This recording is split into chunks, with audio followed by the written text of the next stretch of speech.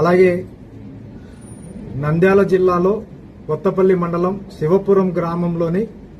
శ్రీ కొలను భారతి ఆలయాన్ని శ్రీశైలం దేవస్థానం దత్తత తీసుకోవాలని రాష్ట్ర ప్రభుత్వం కోరిక మేరకు శ్రీశైలం ఆలయం దత్తత తీసుకోవాలని ధర్మకర్తల బోర్డు నిర్ణయించడం జరిగింది. సదరు దేవాలయాలకు సంబంధించిన భూములు, బంగారు, వెండి, నగదు, ఎఫ్డీఆర్లను దేవస్థానం ఏర్పాటు చేసిన అధికారులను మరియు ధర్మకర్తల మండలి సమక్షంలో